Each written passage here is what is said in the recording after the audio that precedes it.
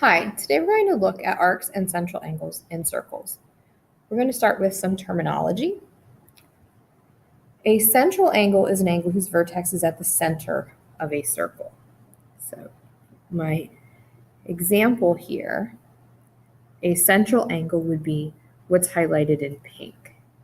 In this case, that would be angle AOB. And then we can talk about arcs. An arc is an unbroken part of a circle. You can think of it as the crust of a pizza. In this example, I highlighted that in blue. That arc would be arc AB. Now, there are several different central angles and arcs in here that we could talk about. We want to get more specific with our arcs based on their measurements. So a minor arc would be less than half of the circle. The measure of the minor arc is always equal to the measure of the central angle. So the arc that I highlighted here, AB, would be 75 degrees because this is the central angle that forms it. Whenever we name a minor arc, we do use two letters. So I'm going to go ahead and name another minor arc since I already used AB in my first example there. I'm going to use minor arc CD. We can also talk about major arcs. Major arcs are more than half of the circle. They will still be equal to the measure of the central angle, but many times it's going to be easier for you to subtract the minor arc from 360 to find the measure of the major arc.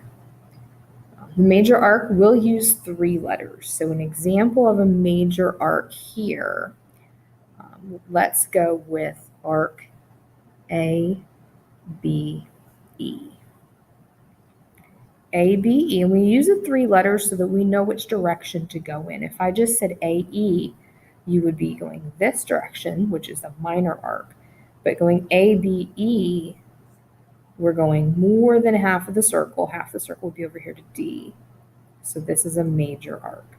And there are many others. You could do BAC. You could do BCA. So there are many major arcs here that we could look at.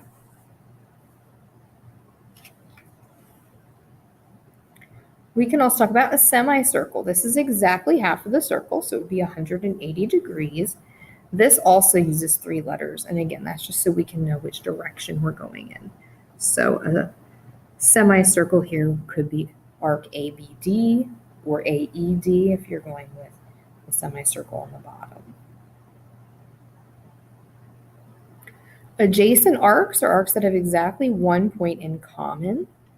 So there are several pairs in this picture. We can do AB and BC. Those two arcs are adjacent because they're sharing point B. And finally, we can talk about congruent arcs. Congruent arcs have to be in the same circle or in congruent circles, and they just have equal measures. And if I look at this diagram, I don't really see any that would be congruent. We could go ahead and figure out angle 1. If I look, this has to be 180. If I take 180 and subtract 75 and 55, angle 1 would be 50 degrees. And then this is another semicircle, so 180 minus 152 would be 28 degrees for angle 2. So besides the semicircles, we really don't have any congruent ones here. We could use those, but I have another picture that we want to look at. And that's over here. If we think back to when we did vertical angles, we know that angle 3 is going to be 35 degrees. And then angle 4 and the angle across from it would have to be 145. And now we can name some congruent arcs in this circle. So let's see, we can do VW is congruent to XY. Those two arcs are congruent because the measures of their central angles are congruent. Right, now we're going to take a look at the arc addition postulate. The arc addition postulate is very similar to the angle addition postulate. We can add two adjacent arcs to make the measure of a larger arc. What I would probably do first, just being me, is figure out what all of the measurements are here around the circle. So we know that GH, that arc is 45. We know that FGI is 180 degrees. So we can subtract 108 and 45 to get that HI would be 27. And then over here we have another semicircle, which is 180. So we could subtract the 70 to get that this arc here is 110. So now I know the measures of all of those minor arcs. I can go ahead and answer my questions here. So the measure of arc HI, we already figured that out, is 27 degrees. The measure of GI, we could use arc addition here and add those together to get 72 degrees.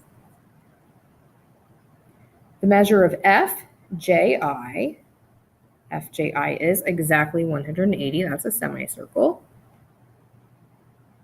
The measure of arc JFG, we would start at J, go to F, and go to G. So that is a major arc here. And we would be adding 110 and 108.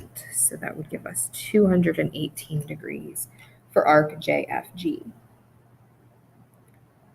Next up, we have arc GFH. GFH, make sure you go around the circle when you look at that. GFH is everything but this 45-degree angle. So you could do two things at this point. You could add up 108, 110, 70, and 27. Or since it's 360 minus 45, because that 45 is not part of it, that would probably be the easier way to go. So 360 minus 45 would give us 315 degrees for arc GFH. And finally, we have JGI. JGI, again, we could add up 110, 108, 45, and 27, or take 360 minus the minor arc, which would give us 290 degrees.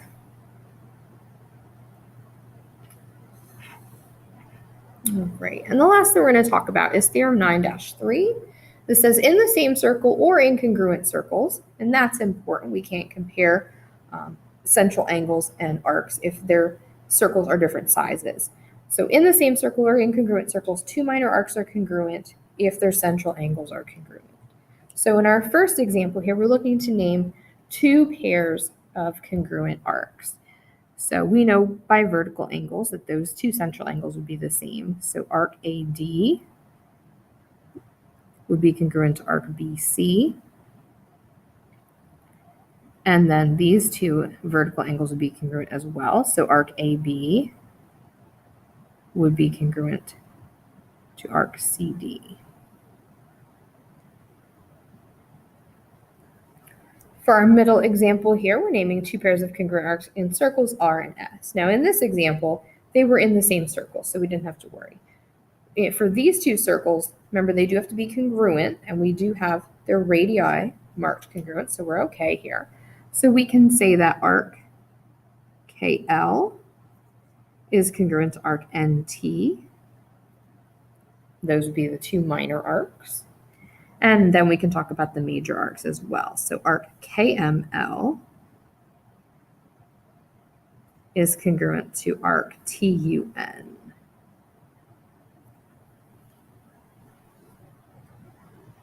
Now, the last one here is where you really have to be careful. By the theorem, the arcs are only congruent if they're incongruent circles. So we have a larger circle here and a smaller circle, and they are not congruent. So we can't say that XY is congruent to AB. Even though they would both measure 90 degrees, they're not in the same size circle. So XY would be congruent to YZ. They would both be 90-degree arcs in the smaller circle. And then AB would be congruent to BC.